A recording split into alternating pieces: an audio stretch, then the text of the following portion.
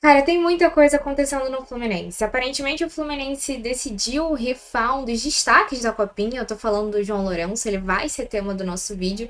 E vou aproveitar voltando pro nosso quadro de atualização para falar um pouquinho sobre a minha opinião da venda do Cauã Elias, né? Essa eminente venda do Cauã.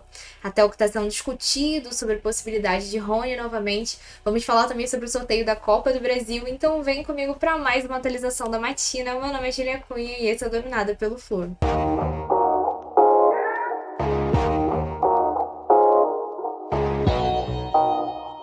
Voltando com o nosso quadro aqui pro canal, eu já vou pedir pra você deixar o seu like se você gosta desse conteúdo um pouco mais voltado pra notícia. E a ideia é a gente publicar vídeo aqui todo dia pelas 8 da manhã. Se vocês tiverem ainda uma sugestão de horário melhor, deixa aí nos comentários. Mas vamos então ao principal tema do nosso vídeo, que é essa saída repentina do João Lourenço, né?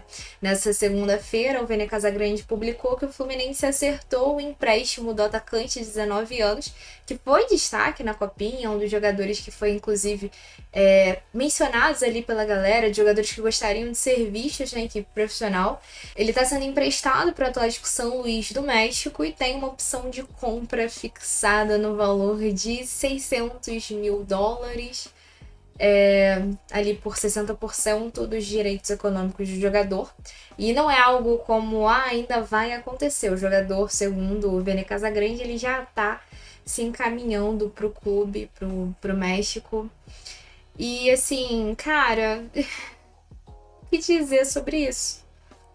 Eu tinha feito um vídeo falando quando falei sobre o Esquerdinha, sobre a gente daqui a pouco tá vendo outros nomes saindo sem justificativa.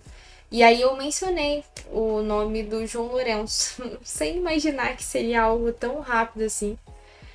Mas o João Lourenço tá saindo, o Vene ainda cita que ele chegou a ter oportunidade no Carioca de 2023 com a equipe profissional.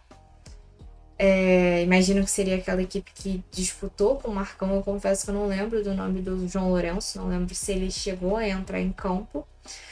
Mas a verdade é que é um jogador que se destaca no início desse ano com um time bem interessante da Copinha e que a gente tá vendo sair por empréstimo sem, na minha opinião, sem fazer muito sentido, né? Se o Fluminense só quisesse dar rodagem, não sei por que colocaria essa opção de compra fixada num valor tão baixo. Será que o João Lourenço é o nosso Jean Lucumi, sabe? Não sei, acredito que, sei lá, assim, me incomoda muito não ver jogadores que se destacam na base tendo oportunidade no profissional do Fluminense e saindo dessa forma. E o fato de ser o João Lourenço agora não me deixa nem um pouco tranquila, porque daqui a pouco pode estar sendo qualquer um dos outros. A gente ouviu muito, a galera elogiou muito o Júlio Fidelis, o Doman. Será que daqui a pouco serão os próximos também? Eu só vi realmente falando sobre isso o Vene, então não vi a repercussão que deu com relação a setoristas do Fluminense e tudo mais. Mas eu acho preocupante esse modus operandi do Fluminense. Acho que a gente tá gastando muito dinheiro com contratação e usando pouco da base. Eu tava me perguntando quem a gente tem hoje da Xerém na equipe profissional. E, cara, quando a gente vai olhar aquela lista do elenco que tá disputando esse campeonato carioca, a gente tem o Martinelli, a gente tem Pedro Rangel e Marcelo Pitaluga, que não eram planos para o Fluminense para esse ano, e a gente tem os três meninos que subiram, o Isaac, o Ricardo Felipe e o Wallace Davi. Eu não sei vocês. Tá, tem o Cauã, mas o Cauã já tá saindo. E assim, eu não sei vocês, mas eu acho que pra base que a gente tem é muito pouco, sabe? Eu acho que é muito pouco. E assim, eu não tenho muito o que falar do João Lourenço. É um jogador que se mostrou bem na Copinha, mas que poderia subir pro profissional e não dar certo. Mas talvez a gente nunca vai ver. Nunca vai saber se daria certo ou não. Ele pode ir pra lá, se dar bem lá, tá fora dos planos do Fluminense. E o São Luís comprar. E é isso, assim. Né? Assim pode acabar a história de mais um moleque de Xerém. E assim, isso hoje é o que mais me assusta nessas negociações. Pensar que a gente tem uma das melhores bases do Brasil sendo sucateada dessa forma. sem os jogadores entregarem desempenho em campo, muitas vezes porque nem oportunidade tem de pisar e de jogar de fato com os jogadores principais ali da equipe profissional, e que, no geral, também não entregam lá um grande ganho financeiro. Tudo bem que ele pode ser emprestado e voltar para cá, mas assim, essa opção de compra, na minha opinião, ela é ridícula. Porque ela não vai representar uma grande diferença nos cofres do Fluminense. Deixa sua opinião aí nos comentários, ainda mais a galera, eu sei que tem uma galera que acompanha, tipo assim, firmar essa copinha. Diz aí o que você achou do João Lourenço, se você também acha uma loucura ele sair já dessa forma, por empréstimo.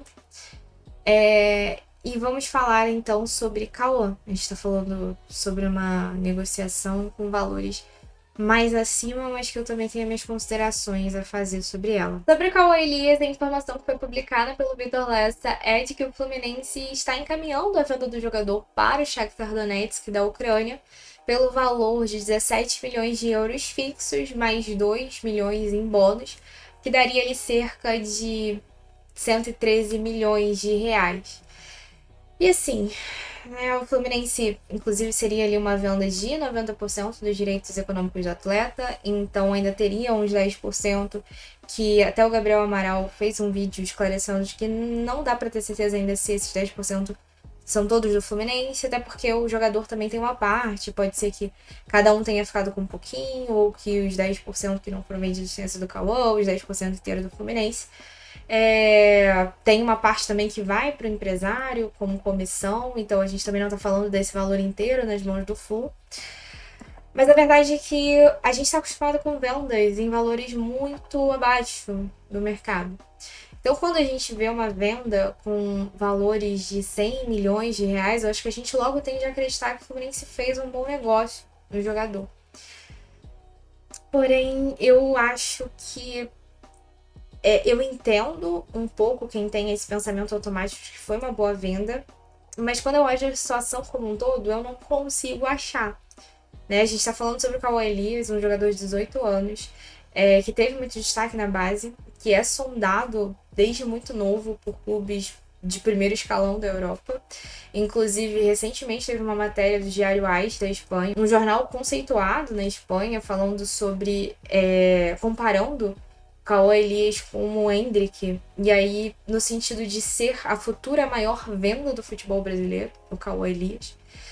Falando ali que clubes da Europa, ali da Inglaterra e da Espanha, teriam interesse, sondam o jogador.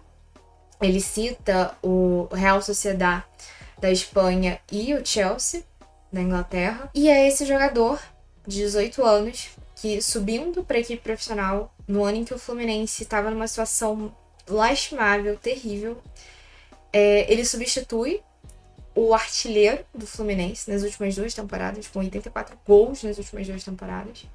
Ele substitui esse jogador num ano difícil e entrega pontos importantíssimos para a permanência do Fluminense na Série A.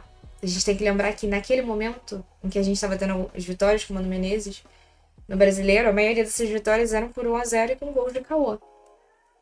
Então a gente está falando sobre um jogador que ele pode ter oscilado na temporada, ele pode ser um jogador que ainda está em desenvolvimento. A gente está falando sobre um jogador de 18 anos. Eu acho, por exemplo, que o Cauã ele ainda precisa de algumas experiências que só o tempo ali, a maturidade vai dar para ele.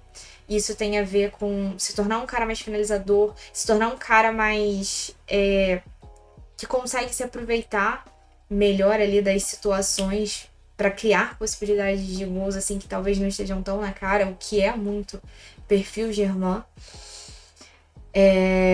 Só que é um jogador que ele sobe profissional e ele consegue esse destaque em um ano muito difícil do Fluminense, o que mostra ali realmente um jogador que não é uma aposta, é um jogador que já tem uma bagagem bem interessante dentro do profissional, ainda que seja de apenas um ano. E aí a gente tá vendendo esse jogador no que é considerado a janela para as piores vendas, já que a gente está falando sobre o meio da temporada europeia. A gente está vendendo ele para um mercado que os jogadores brasileiros de lá voltam para cá, que é um cenário de guerra, a Ucrânia, e que obviamente não é primeiro escalão da Europa. por um valor que pode ser até interessante, mas que se você for olhar o todo da negociação, eu acho que o Kawhi Elias ele poderia ser vendido por um valor maior no meio do ano. E a gente tá falando sobre um jogador que, pô, a gente tá falando sobre um jogador de 18 anos. Eu sei que a gente, pô, pode ser uma incógnita, ele pode não performar tão bem nesses primeiros meses, ele pode se machucar, mas assim, a tendência não é se machucar. E a tendência é evoluir. Então, na minha cabeça, valia segurar essa aposta até o meio do ano, pra tentar conseguir um valor maior nele. E tentar conseguir um mercado melhor e mais vistoso, até pensando para futuras negociações do Fluminense. Você vender um jogador, por exemplo, pro Chelsea e ele dar certo no Chelsea, é muito melhor do que você vender um jogador na Ucrânia e ele se destacar na Ucrânia. Pensando em futuras vendas, pensando em como a Europa olharia para o Kawhi e para o Fluminense com essa negociação, é muito mais jogo você aguardar. Mas aparentemente o Fluminense não quer arriscar. Chegar a sair ali nas redes sociais que teria a ver com o Kawhi querendo sair por conta da exposição, mas assim, eu acho que isso é muito papo, porque se o Kawhi tivesse revoltado, ele poderia ter forçado uma saída o ano passado mesmo. Acho que sim, é um garoto talvez muito influenciado pelos empresários que tem, e eu acho que é o que está sendo o caso nisso. Acho que é ruim para a carreira dele nesse momento, porque ele poderia disputar um Mundial de Clubes com a gente no meio do ano. E é ruim pra gente também, porque a gente tá falando sobre uma venda que ela poderia ser muito maior se fosse no meio do ano, e a gente já precisava de um centroavante antes do Kawhi ser vendido. Agora então, a necessidade passa a ser ainda maior. E até sobre isso, o Vilela trouxe uma informação. Ele não dá garantias dessa informação, mas ele disse que a pessoa que disse isso pra ele falou sobre a venda do Kawhi antes mesmo do Vitor Lessa divulgar. E aí, então, como ele acertou essa informação, existe essa possibilidade da informação do Rony, tá certo. É de que com essa venda o Fluminense voltaria ali a procurar o Rony pra negociar. Afinal, o jogador ia pra fora e acabou não conseguindo ir. E aí, com o Fluminense perdendo o Kawhi, o Rony voltaria a ser o objetivo do Fluminense. E até sobre isso, no giro de jornada, o Vitor Lessa falou que, assim, não garantiu nada, mas assim, pelo que ele ouviu, se o Rony quiser vir, muito provavelmente vem. No sentido de que se o Rony quiser, ele aparentemente tem portas abertas aqui. E aí, assim, acho que a gente vai gerar uma grande polêmica voltando a esse assunto Rony de novo. Não sei se o Fluminense conseguiria negociar um valor mais baixo. Acho difícil, mas poderia tentar. Afinal, agora ele não tem as 3 janelas que ele tinha à disposição. Mas, ao mesmo tempo, é difícil, assim. Eu acho que, pra mim, o que me incomodava na última negociação eram os valores. Você saber que é um jogador que vai vir por um valor muito caro, que hoje ele não rende esse valor em campo. Mas, assim, em termos de estilo de jogador, em termos de ser um jogador decisivo, como foi tanto no Atlético Paranaense como no Palmeiras, um cara que pilhou algumas taças aí nos últimos anos, é interessante, é um perfil interessante. Eu gostaria de ver aqui, mas não por valores exorbitantes. E aí a gente vai vendo ao longo da semana, provavelmente você vai voltar esse assunto. Provavelmente vai voltar esse assunto, se preparem. Daqui a pouco a gente se bobear, vai ter uma outra live. Olha, que a gente deve ser de live longa agora, esperar essa situação do Mano se resolver, que vai ser feito com relação a esse centroavante. O fato do Fluminense, ali na história, tinha publicado ali sobre o Fluminense ainda ter grana para uma contratação de peso na temporada. E essa contratação de peso pode ser um Rony. É um nome de peso dentro do futebol brasileiro. Você gosta ou não, é um nome de peso. Mas vamos falar sobre Copa do Brasil, encerrar falando sobre a Copa do Brasil? A CBF finalmente divulgou a data do sorteio da primeira fase da Copa do Brasil, e a gente tem que falar finalmente porque a competição começa nesse mês e esse sorteio ainda não foi realizado, na verdade, mas não tinha nem data. Vai ser na sexta-feira, às 3 horas da tarde. Então a gente vai ter live depois desse sorteio pra poder comentar o resultado aqui. Inclusive, comenta aí se você gostaria de um simulador.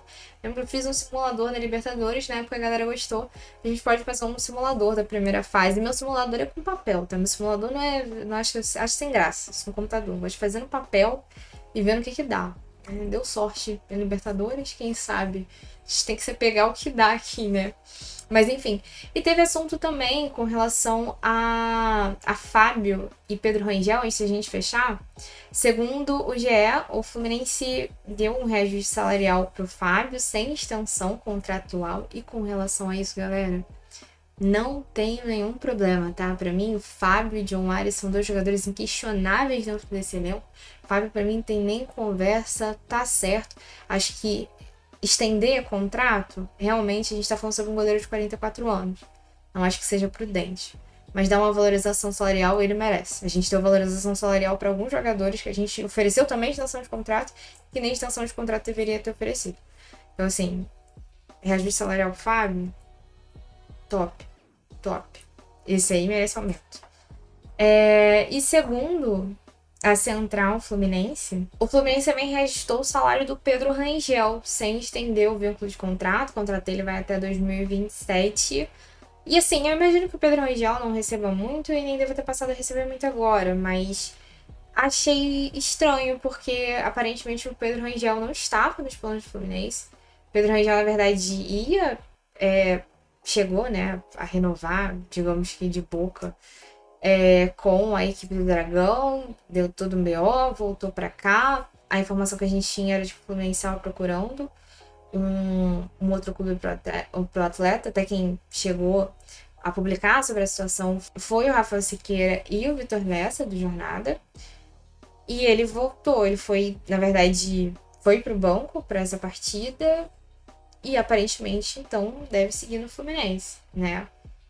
Não tenho muita opinião, mas acho o movimento um pouco estranho, assim, um pouco diferente do esperado. Mas enfim, essa foi a nossa atualização da matina. Espero que vocês tenham gostado e espero por vocês na nossa live das 4h30 da tarde, onde a gente vai comentar os outros assuntos que forem surgindo ao longo do dia.